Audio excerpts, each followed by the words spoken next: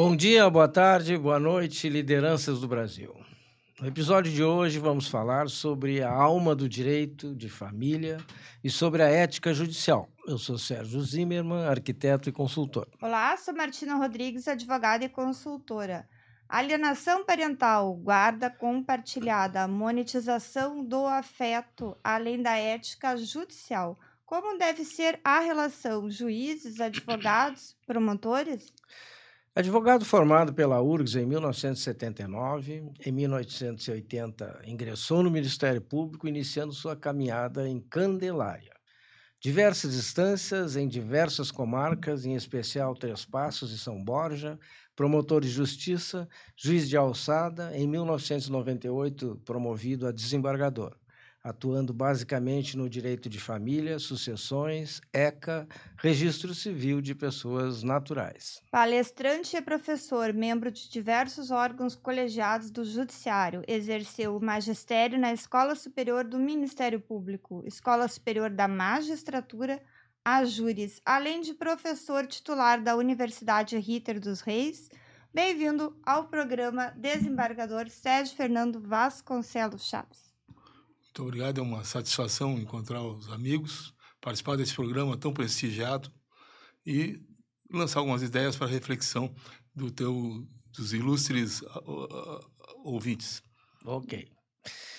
Desembargador, as atuais regras de impedimento e suspeição, né, para blindar julgamentos da influência de escritórios, de familiares, de magistrados, são suficientes? A lei existe, ela é clara, não tem nenhuma lacuna, não dá nenhuma margem de dúvida. Um juiz não pode julgar processo de escritório da onde sua família, sua mulher, seus filhos, seus parentes, até o terceiro grau, sejam integrantes. Não é que não pode assinar apenas, não possa assinar apenas a procuração, a petição. Eles não podem atuar no processo e nenhum escritório, e se participarem do escritório, não podem julgar. Isso é uma maneira de se garantir a idoneidade do julgamento, a equidade, o distanciamento que o juiz deve ter dos fatos, para que ele possa julgar de forma imparcial. Perfeito.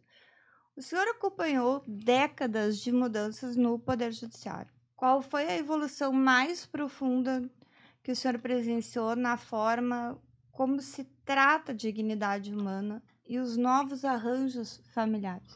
Bem, eu vou separar por partes. Primeiro, não sei se evolução ou involução, mas de qualquer maneira, as alterações estão em consonância com o que acontece no mundo. Não vejo como evolução, mas a grande modificação que o direito de família sofreu foi com o advento do reconhecimento das uniões homossexuais como entidade familiar. Isso decorreu de um julgamento lá na primeira década dos anos 2000. O relator desse acordo do Supremo Tribunal Federal foi o ministro César Peluso, e ele estendeu os direitos que se reconheciam aos conviventes de união estável aos pares que mantinham uniões homossexuais. Estendeu em nome da dignidade da pessoa humana, em nome da isonomia de situações, considerando os efeitos patrimoniais. Então, essa alteração, ao reconhecer a união estável homossexual como união estável, como entidade familiar, ela promoveu extraordinárias modificações, atingindo a adoção, atingindo diversas áreas de direito de família, inclusive direito sucessório. Perfeito. Então, não sei se há evolução, porque as instituições não são exatamente iguais, a meu sentir. Claro. Eu sempre tratei como parceria civil, merecedora de todo o respeito, de toda a dignidade, de toda a consideração. Só que, num caso, ela tinha uma eficácia mais patrimonial. Já a união estável, como entidade familiar ao lado do casamento, ele não tem uma finalidade eminentemente patrimonial. Ela tem uma finalidade protetiva. E a proteção é exatamente dessa entidade tão importante para a sociedade, que é o casamento, instituto básico de direito de família. Mas ele sofreu transformações profundas na sua essência. Perfeito. Na tua visão de magistrado, como identificar o limite exato entre o conflito natural de uma separação e a prática sistemática da alienação parental, que destrói o vínculo com a criança? Esse é um dos pontos realmente que trazem sofrimento, porque a gente vê o quanto as pessoas são egoístas e gananciosas, o quanto o sentimento de propriedade está presente com relação aos filhos menores, quando, na verdade, o dever dos pais é proteger os filhos e respeitá-los como pessoas titulares de direitos. O filho tem direito de conviver com o pai e com a mãe. O filho tem direito de ser amado pelo pai e pela mãe. O filho tem direito de ser atendido nas suas necessidades por um e por outro. E receber os afetos tanto de um como de outro. No entanto, o que se vê muitas vezes é um sentimento de propriedade, que ora o pai, ora a mãe tem em relação ao outro. E não raro ocorrem, por brigas pequenas, por exemplo, implantações de falsas memórias, de sugestão de alienação parental. A mãe diz, teu pai só fica vendo televisão. E o filho e o pai diz para a mãe, para a criança, e a tua mãe só quer saber de novela, passa o dia inteiro incomodando. Enfim, essas pequenas briguinhas de casal vão minando a relação de um ou de outro com os filhos. Perfeito. E sem falar que, quando se separam, o cuidado, às vezes, é de impedir a visitação, dificultar a convivência, principalmente quando um dos dois já refez novamente novo núcleo familiar. Ao invés do casal se separar, a família se distancia, né? Uma pena isso aí. Mas enquanto o senhor toma uma aguinha, vou mandar um abraço especial para nossa audiência, para o Bira de Santana do Livramento, para o Roger de São Paulo, Liege de Nova Friburgo, no Rio de Janeiro. Aproveito para informá-los que os nossos e-books, série Personalidades Vitoriosas, Winston Churchill, Dom Pedro II, Pais Fundadores da América, e a série política Caminhos da Vitória, Plano de Mandato, Guia Prático para a Sua Vitória e Persona Política já estão disponíveis no site da Amazon.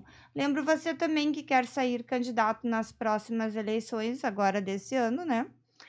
Nós temos a Vitória Consultoria disponibiliza contratos de mentorias especializados para persona, para pré-campanha, campanha e depois você vitorioso para o seu plano de mandato. Se tiver interesse, faça contato através das nossas redes sociais.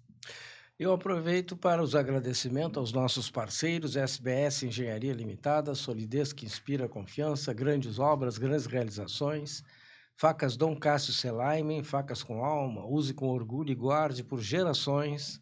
Cicepote, Sindicato da Indústria da Construção de Estradas, Pavimentação e Obras de Terraplanagem em geral. Juntos somos mais fortes. E vocês aí através do nosso QR Code. Mas, desembargador, retomando, né? Mesmo com os ditames da lei, o que é preciso para que os pais não transformem uma audiência numa arena, numa disputa de poder, onde o bem-estar do menor fique prejudicado?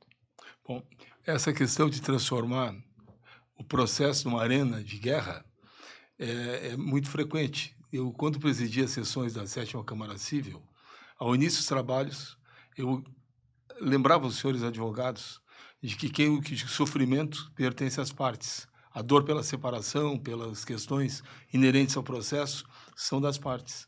Os advogados têm que estar isentos, com serenidade e resolvendo de maneira equilibrada o conflito. E porque muitas vezes o litígio parte de uma abordagem não muito sensível de parte de alguns advogados. Se, por exemplo, na petição inicial, o autor já passa a ofender o réu vai se sentir ofendido, vai procurar um advogado com toda a sua raiva, todo o seu rancor, e destila ódio em relação ao marido e vice-versa. Então, em primeiro lugar, o patrocínio equilibrado, sensível e competente é o que vai fazer com que o processo possa ser mais ou menos beligerante. Perfeito. Agora, a tendência natural, quando a separação é mal resolvida, é o casal realmente procurar resolver as suas mazelas em meio a discussões, a ofensas, agressões, como se estivesse realmente numa arena em que disputam talvez a própria dignidade ou talvez um atribuindo ao outro as razões das suas frustrações no plano afetivo. Desembargador, o juiz de família muitas vezes precisa ser um psicólogo, né? Como lidar com estas cargas, como é que se lida com essa carga emocional, né? De decidir o destino de vidas e afetos ao longo da carreira, assim. A tarefa de julgar é uma tarefa quase divina, procurando dar a cada um que é seu, segundo seus merecimentos, segundo os ditames da lei, da ordem, dos valores sociais que regem as relações interpessoais. O juiz ele vai atuar na área normalmente que melhor que ele é chamado pela matéria, pelas questões em debate. Na área de família, realmente é uma área muito singular, muito especial. Reclama pessoas que têm uma certa sensibilidade a ponto de perceber o conflito que transcende o processo, o conflito que não vem para os autos. Então, um juiz de família sensato, equilibrado, ele tende a obter muitas composições consensuais em primeiro grau. Ele pode evitar o litígio, sabe, conversando com as partes, serenando os ânimos, agindo como um verdadeiro mediador, que é uma tarefa que também o juiz tem quando ele tenta a composição consensual do litígio. E, realmente, uma vez eu ouvi, logo que eu entrei para a magistratura, um colega bem antigo me disse que quando eu falei que ia para a família e gostava dessa área, ele me disse: gente, família é fábrica de louco. E, bom, eu acho que é uma fábrica de humanidade, de sensibilidade, reclama a capacidade do juiz de entender o drama íntimo que cada um vive, o drama que o torna, às vezes, agressivo, cruel, sem que ali possa ter uma pessoa má. Apenas os conflitos estão sendo mal geridos. Então, essa visão magistrada, a meu sentir, deve ter, quando atua numa área tão delicada como gente de família. Ele não pode perder de vista que o objeto de proteção é a família. Cada um, homem e mulher, na sua dignidade, na sua respeitabilidade, respeitando os sentimentos de um e de outro. E, sobretudo, não esquecendo que a proteção maior tem que ser dada à pessoa dos filhos. Então, de ver qual os dois têm melhores condições de dar ao filho aquilo que ele necessita. Mas, sem dúvida nenhuma, o filho necessita do pai e da mãe e de muito amor. O senhor, para estender um pouquinho essa pergunta, o senhor recorda de algum caso que o senhor teve lá no início, que o senhor pensou, eu tenho que fazer com que as partes componham esse litígio, que não vá adiante, o senhor tenha conseguido, o senhor lembra disso assim? Sim, tem um caso muito interessante, até porque ocorreu no dia que meu irmão havia sido sepultado pela manhã e eu tinha sessão à tarde. E eu disse, em homenagem ao meu irmão, que foi um extraordinário profissional, eu vou fazer a sessão. E, nesse dia, foi julgado um caso muito peculiar, envolvendo pessoas de certo prestígio social, os advogados muito qualificados também. Eu fiz o relatório, vieram as tentações orais e eu tinha meu voto pronto. Era um caso em que a mãe acusava o pai de abuso sexual em relação à filha, porque numa das visitas a menina veio com manchas avermelhadas na genitália, provavelmente decorrente de assadura, brincando, verão, ou de uma má higiene ao momento que vai fazer as suas necessidades. E a mãe disse que o pai estava fazendo coisa feia com ela, que o pai limpava ou dava banho, o pai está fazendo coisa feia contigo. E tentou colocar a menina contra o pai, criou alguns conflitos de uma hora muito ofensiva, parte do advogado. De um dos advogados, não vou entrar em detalhes para não atingir ninguém. Claro. E um dos advogados muito agressivo, ele é marcado pela agressividade. E aí ele conseguiu, através de uma liminar, a meu sentir, que não deveria ter sido dada, foi retirado a criança da guarda do pai e proibição de visitas. O processo correu, vieram algumas perícias e a sentença acabou reconhecendo a procedência e afastando a criança do pai, entendendo que havia abuso. Na realidade, o meu voto já estava pronto, no sentido que abuso houve do pai e da mãe em não respeitar a criança, que não houve abuso sexual nenhum. O que houve é esse abuso, essa emoção, a mãe imputando ao pai um ato hediondo, né? Sim. E nesse dia, após as tentações orais, estava presente o avô da criança, pai do pai da criança, avô paterno, e ele pediu permissão, e você poderia se manifestar, eu consultei as partes, concordaram, vamos ouvi-lo. A sala havia sido evacuada, porque há questões muito delicadas, né? Sim. É um direito que as partes têm, né, direito de família, que haja o segredo de justiça respeitado. E esse senhor propôs que fizesse uma perícia mais ampla do que aquela que existia nos autos, que se fizesse esclarecesse da maneira mais profunda possível. Eu digo, bom, seria o caso de se ouvir uma psiquiatra especializada na área, que é a Bia, extremamente respeitada do Hospital de Clínicas, para coordenar a perícia. E aí ela contrataria psicólogos e psiquiatras para um e para outra parte, para ouvir o pai e a mãe, enfim, vários profissionais, ginecologista, pediatras, enfim, uma equipe muito grande. E ele disse que suportaria todos os encargos. Queria que fossem esclarecidos os fatos com a maior amplitude possível. As partes concordaram, eu suspendi o julgamento e mandei fazer a perícia. Ao cabo de 6 meses, depois de feita a perícia, ouvidas as partes com as suas manifestações, o Ministério Público e os autos retornaram. E o meu trabalho foi apenas de colocar referências, peguei meu voto na íntegra e disse, corroborando o entendimento do relator, destaco as conclusões do laudo pericial minucioso. Então, o que havia foi realmente isso. Aí eu me senti muito satisfeito, envaidecido até, por ter vislumbrado questões tão delicadas e tendo encontrado o caminho ajuizado, que veio convalidado por laudo de eminentes profissionais e da área especificamente da sanidade mental, da saúde da criança, enfim, e saúde mental dos pais da criança. Perfeito. Então, fiz esse julgamento. Depois disso, o pai retomou as visitações com relação à filha e parece que quando a criança já contava 12 anos ou 13 anos, a criança já passava meses, às vezes, 1, 2 meses, passava na companhia do pai no verão, viajava. O pai estava quase que diariamente levando e buscando no colégio. E a situação parece que no plano da vida se harmonizou também. Restabeleceu o convívio familiar pleno. Completamente. Então. Que maravilha, né? Então, são casos como esse que trazem uma gratificação íntima muito grande para o jogador, quando ele tem a convicção de que fez justiça, de que deu a cada um que é seu, e mais do que isso, foi protegida aquela criança que estava sendo vitimizada. Com certeza. E o senhor acredita que exista hoje uma judicialização excessiva de questões? Até onde o Estado deve intervir na autonomia das partes? Na medida em que as partes não consigam reger as próprias vidas e os seus próprios interesses com a dignidade, com equilíbrio e sensibilidade que se reclama um cidadão de bem. Então, a judicialização excessiva, ela decorre de uma sociedade que está em situação de desarmonia. O país vive, no mínimo há 20 anos, situação bastante delicada, né?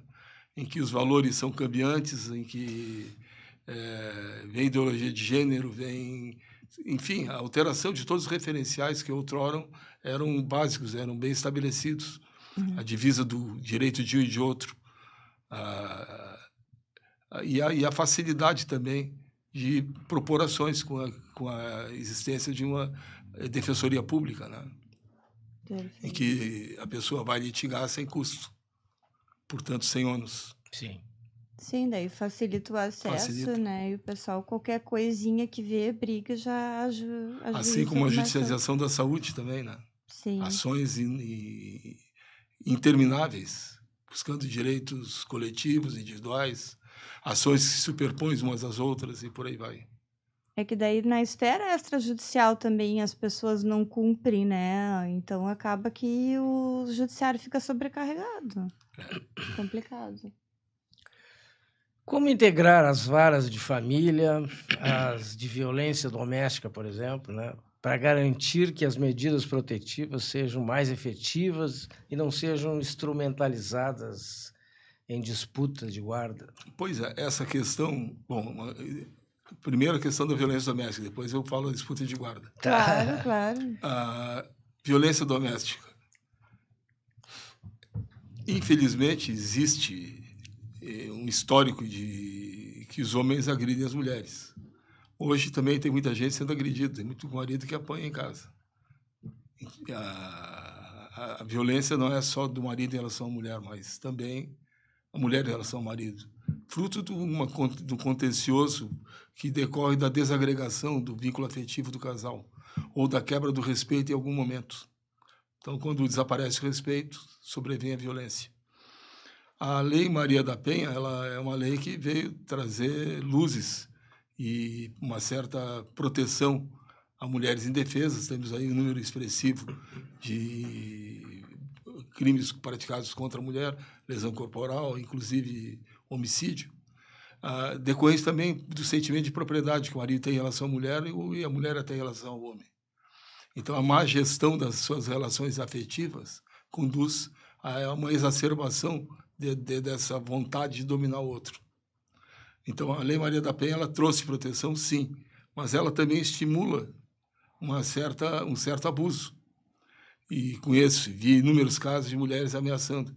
Se fizer isso de novo, vou te botar na polícia, não fala assim comigo, vou dizer que tu me bateu e coisa que o valha. Enfim, lidar com a mentira, com a inverdade, também faz parte da nossa realidade e do cotidiano. Então, na medida que é uma equação muito difícil de se trabalhar. A rigor, todos são iguais perante a lei, independente de cor, raça, sexo, estado civil, religião, enfim, das suas condições pessoais. Mas a legislação hoje, cada vez mais, ela vem desconsiderando. São as cotas, são a presunção de que o marido seja culpado. A Lei Maria da Penha fala em culpado e não em acusado. O culpado será afastado, mas se presume que seja culpado sem julgamento, ninguém será culpado senão por sentença judicial com trânsito e julgado. Sim.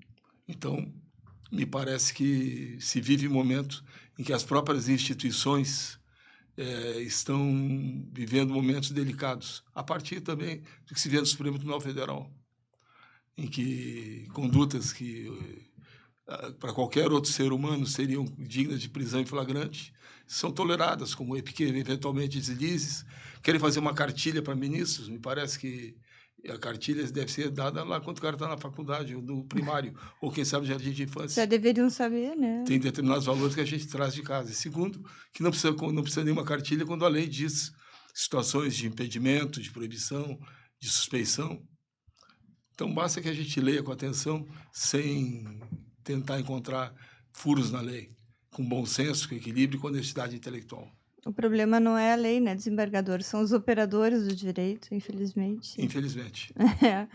Mas quando o senhor era, né, desembargador na ativa, quais eram os erros mais comuns identificados em processo de inventário que se poderia evitar com uma organização em vida? E trazendo para hoje, com base nos erros do passado, o que o senhor sugere hoje para organizar a vida e não ter tantos problemas para os herdeiros não resolver um inventário, né? Eu não gostaria de avançar muito essa questão, porque diz respeito ao exercício da atividade do advogado. Sim. E eu não me sentiria muito confortável em sugerindo caminhos ou críticas aos profissionais que atuam nessa área. Uhum. Eu optaria por não me manifestar por respeito aos profissionais. Agora, o que se vê, na verdade, nos inventários é muito equívoco. Falta estudar um pouquinho mais a matéria e encontrar soluções, porque os caminhos existem. Sim. Eu vi processos assim se desenvolverem enormemente por falta de cuidado, de atenção ou de conhecimento. Eu lecionei direito de sucessões muitos anos, a matéria com a qual eu tenho grande afinidade. Mas como também não vou advogar, prefiro não manifestar a respeito. Não, eu queria que o senhor pudesse dar alguma sugestão para que se evitasse erro, com base na sua experiência do passado, né? Sua experiência de anos, assim. Mas tudo que bem. existem caminhos para que não se pague imposto de renda, para que tenha... enfim, existem inúmeros caminhos que eu preferia não enveredar por eles. Claro. Porque seria difícil enveredar sem o juízo crítico. Sim, e aí eu estaria atingindo uma área de interesse amplo, né? Não, tudo bem. Cuidar é dever. Não é ficar em cima do muro. Vou pensar uma próxima pergunta. Cuidar é dever. Amar é faculdade. Como é que se analisa assim, a ampliação de indenizações financeiras? A monetização do afeto. Por falta de afeto, né? A conta bancária pode suprir o afeto? Acho que não. Acho que nada nada vai suprir a falta do beijo, do carinho, da ternura, do abraço, do apoio no momento que a criança precisa. Então, não adianta penalizar o pai por não ter amado, porque muitas vezes o distanciamento entre pais e filhos vem de uma má resolução da ruptura da relação, ou de como ocorreu a ruptura, ou como foi a relação, que mágoas um e outro trazem. Então, eu vi casos em que o pai não procura mais o filho, cada vez que procurava o filho, era um sermão que levava da mulher, briga, ofensa. Então, o sujeito para de procurar. Não estou legitimando esse tipo de comportamento, mas estou entendendo que as razões que levam a essa ruptura. Eu vi um caso entre uma psicóloga e um psiquiatra casados, tiveram filhos. Não vou entrar com muito detalhe para não identificar as pessoas. Mas o pai viveu... eu digo que como fiquei 28 anos no tribunal, eu vi muitos casos terem todo o desfecho, né? O senhor podia escrever um roteiro para uma série do Netflix, né? Já dava, né? Poderia. Dava uma audiência. Poderia ter casos interessantíssimos. Então, nesse caso, por exemplo, o pai psiquiatra tinha um amor muito grande pelos filhos, queria visitar, e a mãe começou a proibir. E a mãe começou a fazer implantação de falsas memórias. Teu pai vai fazer isso, vai te pegar, vai bater em você. Enfim, o pai tentou, inclusive, judicializar, pedir execução de direito de visita. Foi oficial de justiça lá, a mãe não quer entregar meus filhos. Eles vão com o pai, tentaram tirar, aí a criança chora, a mãe grita, e cria-se aquele tumulto, chama a polícia. E o casal era de psiquiatras. Ele psiquiatra e ela psicóloga. Nossa, super bom. Aí foi tão difícil, ele tentou de todas as formas de aproximação, e a mãe volta e meia entrava com execuções de alimentos, cobrando pequenas diferenças, pagamento a mais, pedindo, quando estava tudo bem, ela pedia aumento dos alimentos, enfim, foi levando. Os filhos cresceram. E quando um deles, por exemplo, entrou na faculdade, o pai conseguiu contato com ele. O pai deu carro para ele, deu um curso no exterior, pagou viagens. Pô. E a mãe entrou pedindo para cobrar uma determinada diferença de uma prestação anterior do filho, então maior. E eu entendi que o pai não só pagou diretamente a quem era titular do direito, claro, com juros e correção monetária, com sobras, como ele resgatou um afeto, uma relação de amor que havia perdido. E a mãe continuava querendo cobrar. Então, são situações como essas doentias que também a gente se depara. E veja bem, 2 profissionais brilhantes, ilustres, não conseguiram administrar o que havia de mais importante, talvez, a maior riqueza que esses deveriam ter tido na vida, que eram os filhos. Moído à reflexão. Ambos profissionais exemplares. Será que isso não seria agora o aspecto, a parte psicóloga do desembargador, será que não seria essas brigas ocasionadas por pessoas que não aceitam o fim do relacionamento nessa questão? Ou geriram mal a ruptura. Pois é, porque ficam naquela situação, parece tipo, não se afaste de mim, que sempre vai cria uma neurose ali, uma briga constante para justamente não... Eu costumava dizer nos meus acordos, com muita frequência, porque os fatos são frequentes, claro, que aquela disputa, que havia ali uma disputa insana, e que os pais disputando o filho como se fosse um troféu, uma vitória que não leva a lugar nenhum, senão a destruição psicológica dos filhos. Que ficam privados do carinho, do amor, da ternura dos pais, da educação, dos cuidados. Porque se não aceitar o final da relação, termina a relação homem-mulher, né? Afetiva, mas não com os filhos, né? E aí parece que eu sei que a doutora Martina gosta muito de animal. Também gosto. Hoje também o que tem aparecido... Os pets. Eu estou aposentado há 1 ano e meio. E começaram a aparecer pedidos guarda compartilhada. De guarda compartilhada, de adoro essa parte. O senhor é contra isso aí, eu não gosto dos momentos. Não, a questão é a seguinte, o direito de visita é o direito do filho, do visitado, de receber carinho de um e de outro. Sim. O pai tem o poder, dever de fiscalizar e dar carinho e cuidar do filho. Mas o filho tem direito de receber carinho e de ser sustentado. Sim. Porque o ser humano é titular de direitos. Os animaizinhos não são titulares de direitos. Eles são animais semoventes. Ser cientes também. Sim, ser cientes e semoventes. Sim. Mas, ainda assim, não são titulares de direitos. São objetos de direitos. Ah, entendi a sua fundamentação.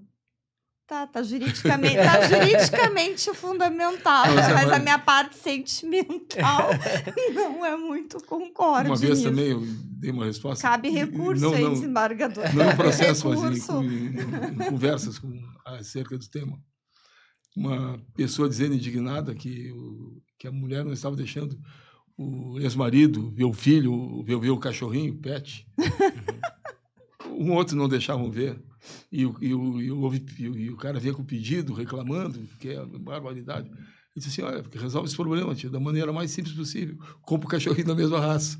Dá carinho, vai ganhar um carinho igual. Não vai abanar o rabinho, vai Mas não vai é o fazer mesmo, né? Não é. Mas aí quem vai sofrer é o cara que está sentindo saudade do cachorrinho, não o cachorrinho. Ah, meu Deus. Os animais são o cachorrinho é um animal fantástico. Eu gosto muito de cachorro, gosto muito de bicho, gosto de ser humano, gosto da vida. É um dom divino, a existência da vida em todas as suas manifestações. No entanto, o cachorro ele se vincula muito a quem dá comida, quem cuida. Eu acho que eu cheguei a comentar numa conversa... Não, mas o senhor acha que o cachorro estava acostumado com o casal, com aquele ambiente. Daí um sai, ele sente falta, entende? Sente. Só se a mãe não der, quem ficou cuidando não está dando comida. Eu tinha uma amiga... Cabe recurso. Um casal, ele era oficial da brigada, uma senhora, eles tinham um cachorro, uma cadela, chamada Ursa, uma pastora alemão, muito bonita, cadela linda, e eles tinham muito carinho pela cadela. Num final de ano, por força dos festejos de passagem de ano, o espocar de foguetes fez com que a cadela se alterasse, pulasse o muro e fugisse. Eles procuraram por toda a vizinhança e tal, e não conseguiram localizar. 3 anos depois, é que o assunto veio, alguém estava com esse cachorro, comunicou a pessoa, se quiser ver, buscar. E ela foi buscar o cachorrinho fez festa e tal, e voltou, ficou mais próximo da dona nova. Então, se habituou à nova família. E um veterinário, amigo, me disse, o cachorro é muito interesseiro, ele fica aqui, dá comida e dá carinho. Mas, tô pensando não, aqui... mas eu tenho uma vivência igual nem essa. Todas as raças E era um são pastor, iguais. né? Cada raça de cachorro tem que ser tratada de um jeito no processo. Porque existe no caso é o mesmo. Eu disse que caberia recurso. Não, mas eu Não, tenho uma vivência, por Não. exemplo. Eu era adolescente, morava numa fazenda lá em Campinas, tá? E tinha um pastorzinho alemão, tá? Vai defender a minha tese dos eu desembargadores? vou defender não. a minha vivência. Ai, meu Deus. E aí o que aconteceu? Né? Meu pai veio transferido para Porto Alegre e não podia levar o cachorro. Tá? Não. Tá, viemos embora e ele ficou na fazenda lá. E tinha um coronel lá que administrava, era uma fazenda do Exército, né? Resumindo a história, há uns 2, 3 anos depois nós fomos a Campinas visitar lá uns amigos e tal, meu pai, né, foi. E eu fui atrás do cachorro, queria ver o cachorro, né? Mas nem me conheceu. Onde ia o coronel comandante da fazenda, ele ia junto, ó. E nem me olhou. Ó, cabe aqui direito aqui de palavra. É o seguinte, é que era um pastor, não era um pastor? Era um pastor. Então, é um cão de guarda. É um cão de guarda. Não é um cão de companhia. Se é um poodle, se for um shih tzu, tem que ser visto de forma diferente. Bom, pode ser. E se for um porquinho? Ué, aí não sei, nunca convivi, amigo, aí cada um Tem vai embasar. gente que tem animais assim. Tem, mais silvestres, né? Um ex-assessor meu mostrou, tivemos um churrasco. Macaco morre, sabia? Macaco. Morre de quê? De saudade? O macaco prego, por exemplo, tem vários casos de pessoas que adotam. O macaco prego é porque ele foi uma martelada. Esse vereador não gosta de bichinho. Vamos passar pela outra. Sabe o que é? Meu lado promotor. Eu fui promotor de justiça. Eu tava vendo que tinha uma coisa assim. Mas... Quando eu vejo uma brincadeirinha, uma piadinha, eu perco a oportunidade de ver.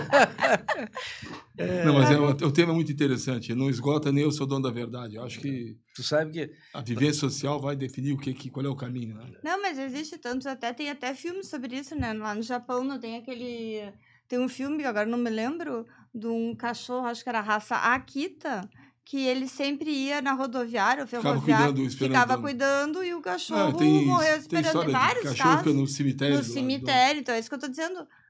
Tem Mas o diversas cavalo também tem raças, sentimento. cavalo. O cavalo do General Mioto, que foi no enterro, ele inchou e Sim, sim. parecia que sentia... Ele tem bichinhos que ficam doentes mesmo, O então... meu pai tinha um tio, né, que se criou nas fazendas lá em Água Santa, né, e era capataz, né? E ele tinha um cavalo que se chamava Morinho, né? E era um alemão de 2 metros de altura, né? Muito grande. O cavalo era grande também. E eles todos chegavam assim de manhã cedo, né? Tomava café, chegava na frente da casa da fazenda e começava Morinho, Morinho, Morinho. E o cavalo saía lá da invernada e vinha, né? Aí parava ali, ele encelhava, montava e passava o dia inteiro em cima do cavalo. Resumindo a história. Um belo dia, o tio Genico, que chamava, né? Teve um infarto e faleceu. E o Morinho já estava já era um cavalo, vamos dizer... Idoso, né? Resumindo a história, quiseram botar na lida da fazenda, mas não teve jeito, ele não deixava ninguém montar. Ninguém montava ele. Só, aí resolveram dar um prêmio para ele soltar na invernada e nunca mais. O dono só teve um. Mas isso é uma coisa de animal, é mais né? comum, isso aí em Mas cavalo, tem uma mais né? engraçada. Meu pai, lá quando nós morávamos em Campinas, né, ele era comandante da guarnição, e chegou um major novo lá, né, que não tinha filhos até, e convidou meu pai para jantar na casa dele, um major lá. E nós fomos, né? Então tinha ele, a esposa, ele era carioca, e ele tinha um cachorrinho, né? Só que o nome do cachorrinho era Peri, que era o nome do meu pai, né? E aí ele combinou com a esposa para não dar... Pô, o comandante vai vir na minha casa, né? Disse, olha, nós vamos chamar ele de Petit, né? Não vamos chamar de Peri, vai pegar mal, o comandante vem aqui, o nome do comandante é Peri. Resumindo a história. E o Peri começou a andar em volta da mesa. Chamar de Peri, chamar de general. Pô. Começaram a andar em volta da mesa, daqui a pouquinho ela, né? Sai daqui, Peri! Meu pai, o que está acontecendo aqui? O que eu fiz? Viu? É que são casos e casos, né? Então, hoje, se o senhor tivesse na ativa, o senhor teria que pensar isso. É cão de companhia ou é cão de guarda? Mas eu acho que tanto um como o outro são semoventes. Tá tudo bem, mas aí o bichinho sofre. Sim, eu acho que você pode cuidar bem do bichinho. Leva um psiquiatra. Não, mas daí o bichinho pode morrer. Mas até tem hoje, né? Psiquiatra para bicho. Tem psicólogo, Aí o processo não termina, vai ter a perícia, vai ter... Pois é, daqui a pouco o cachorrinho morre e não... Mas não adianta, eu acho que deixa o bichinho com um dos dois e pronto. Tá, mas pode ter direito à guarda compartilhada, é isso que eu tô falando, na questão... Só se houver um condomínio. O senhor vai pro direito civil, daí o senhor sabe direito. Tudo bem, vamos mudar de assunto e tal. A gente não se deu bem nessa parte.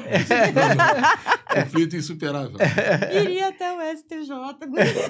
Eu trouxe o tema exatamente porque eu sei do teu apreço pelos... É um tema que... E o tema é interessante. É interessante, bem... E daqui para frente não vai parar esse tema, cada vez vai ter mais jurisprudência. Com toda certeza eu não vou julgar nenhum processo. O senhor já está livre disso, né? Mas tudo bem. Mas quem é o cidadão Sérgio Fernando de Vasconcelos Chaves? Um ex-aluno do colégio militar que fez direito, foi promotor, foi juiz. Procurei fazer justiça, tratando com bastante dedicação todos os processos, lendo as causas, procurando dar a cada um o que é seu. E se ao final da minha caminhada, no plano profissional, eu conseguir ser um juiz justo e ser visto como um homem bom, eu saio realizado. Demais, eu sou uma pessoa que tem família, filhos, sobrinhos, netos, e curto todos os meus afetos com muito carinho e com muito amor. E, mais do que isso, sou um patriota que vê com muita tristeza o que está acontecendo no nosso país.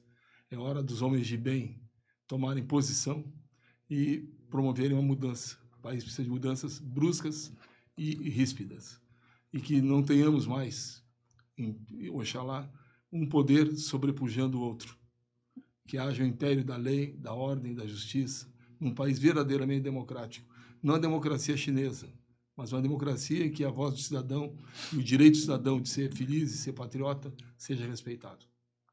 Perfeito. Muito bem. Muito bem. Desembargador, a gente queria agradecer muito a sua disponibilidade de estar com a gente aí, falar tão abertamente sobre todas essas questões, inclusive seu próprio sentimento sobre a vida nacional, que preocupa a todos nós. E deixando aí o microfone para as suas considerações finais, se assim o desejar. Muito obrigado, foi um prazer muito grande estar aqui participando desse programa tão prestigiado, tão importante, nesse momento em que passa o país, principalmente, e me coloco à disposição para outras ocasiões, podemos conversar sobre tantos temas que fazem a nossa angústia, o nosso sofrimento e a nossa perplexidade no dia a dia. Certo. Muito obrigada, será um prazer recebê-lo novamente mais para frente. Aí a gente não vai brigar, a gente só estava discutindo um pouquinho, né? Mas não tem direito a recurso? Como é que é? Tem não. Mas como eu entendi bem o fundamento. Como eu sou relator, indefiro o pedido. Isso aí já está me lembrando. O Supremo Tribunal Federal. A Corte Superior lá, né? Os corvos negros, como estão sendo chamados, mas deixa assim. Senão ainda dá problema aqui no canal. Mas muito obrigada, foi um prazer. Até a próxima oportunidade. Pessoal, você que ficou até esse momento no canal, tá na hora de curtir, dar um hype, comentar, compartilhar, para levar esse conteúdo mais para pessoas como você, que tem com certeza muito bom gosto. Até a quinta-feira que vem. Muito obrigada. Então, pessoal, acesse vitoriaconsultoriapolitica.com.br e venha construir sua vitória com a gente. Podcast Bastidores da Vitória, toda quinta-feira um novo conteúdo, preocupados com a cidadania e com os destinos do Brasil. Vitória Consultoria Política, inovando pela liberdade. Bom dia, boa tarde, boa noite e até semana que vem, Lideranças do Brasil.